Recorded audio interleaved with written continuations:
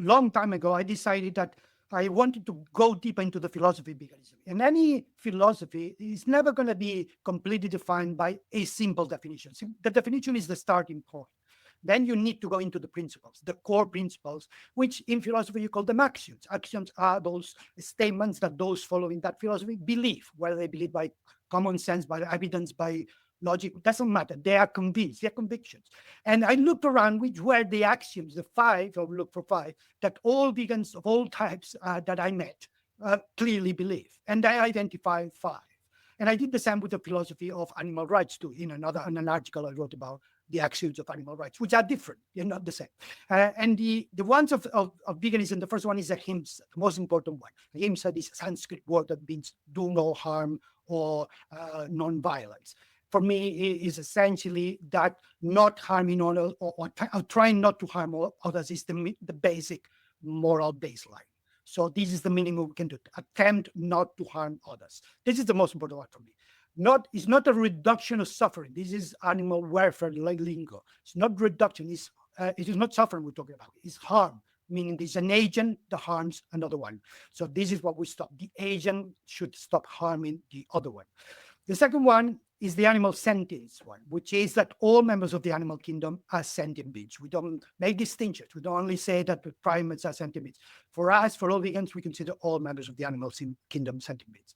The third is the anti-exploitation, which means all forms of exploitation of other beings harms them. And because it harms them is against the principle number one. Therefore, that means these three ones can be summarized with this sentence. Veganism is against the exploitation of sentient life, which is precisely the first definition of the vegan society in 1944. So so it kind of fits what it was in the past and what it is in the present. The fourth is anti-speciesism. The anti-speciesism means discriminated against anyone for who they are is wrong. So basically non-discriminating, being anti-speciesist is the right ethical way because it goes beyond to harm. It goes into treating them with or without respect and all these sort of things. And the last one, which is the one that took me some time to figure out, is the one that actually explains why veganism is a social movement, not just a personal thing. It's called the vicariousness principle. Vicariousness, you probably might have heard this term linked to law because it's that principle often used in law that says somebody else commits an offense, you might be guilty of that offense, even if you didn't do it, if you have a relationship such as being the boss of that person and things like that. So you might have a vicarious liability even if you didn't commit the crime. Yeah, hugely important concept in law, figuring out not just who did it, but who's responsible. Exactly. In this case, what it means in practical terms for veganism is that indirect harm caused by somebody else's is also harm we should try to stop. And that's when it becomes beyond you. It's not longer, I'm going to avoid harming, I'm going to avoid exploiting, I'm going to avoid being discriminated. Now you have to avoid somebody else's harm to somebody else, even if it's indirect. So that fifth is the one that makes vegan activists, and that fifth is the one that makes veganism a social political movement trying to change the world.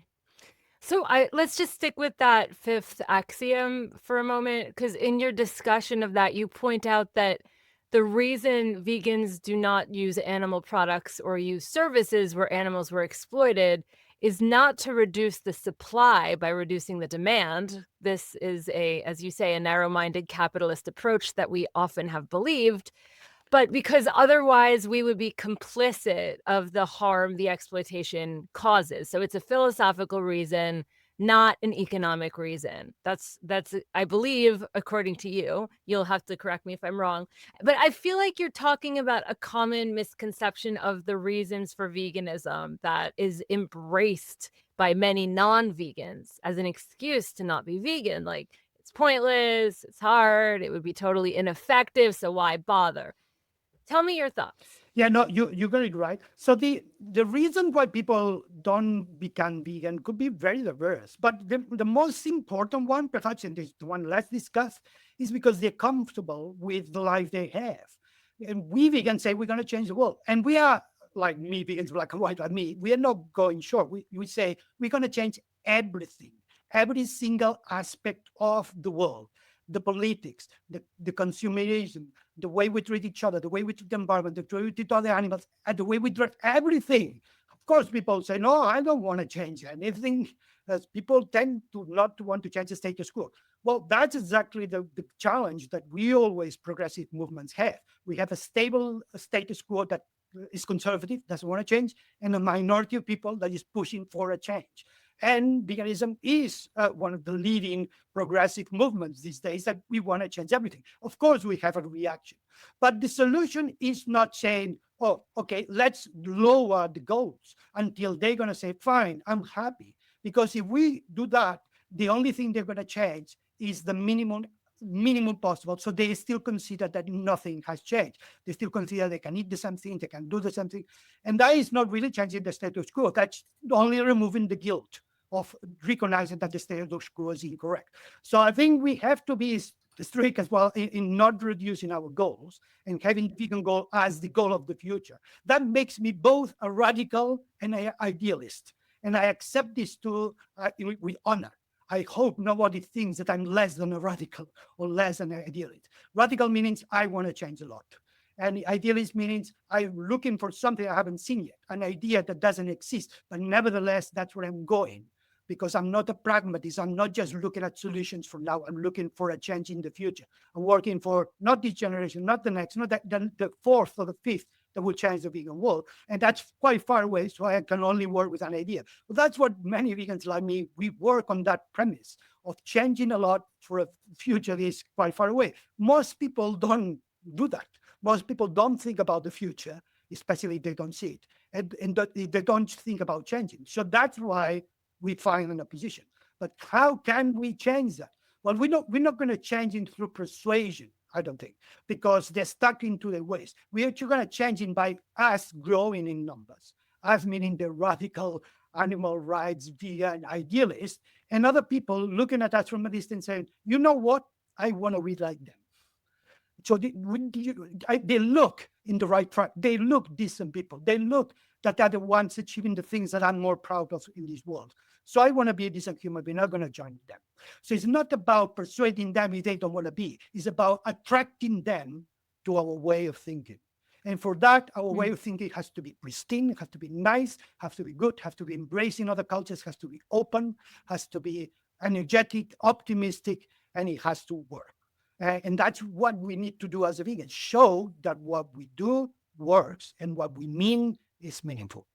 That's really beautiful, and it's a beautiful way to live. But what is your advice? I mean, everybody working, when I was thinking of this when you were talking about that almost everybody working, even for minor welfare reforms, because they see that as the way forward, is vegan themselves. They're just trying to do the thing that they think is going to help animals. I mean, the people who are fighting for it, but so it's more disagreement about technique than it is disagreement about what the world is about. And so, we all, I think everybody working for it deserves respect for maybe they're getting it wrong, maybe they're not, I don't know, but they deserve respect. But the way you're talking about is a way that I think many people would like to embrace, because they want to be open and public about what they really believe. And they want to fight for the thing that they actually believe in, not for some halfway measure. But in addition to being all the things that you mentioned about clarity and trying to get it right, and being open to being the ethos to other issues as well, how do you act in the world? I mean, what you're doing is writing books. What is your suggestion to other people who, I mean, I think this has always been the whole goal of our hen house, is to be a platform that can bring ideas to people who have this passion, have this understanding, want this world to exist, but are trying to think of the way to do it. So what are your ideas of how do you pull this off, rather than just staying home and thinking the right thoughts? That's the right question. So what I did, I only can tell you what I did, is try as many things as possible and try to see the ones that work for me.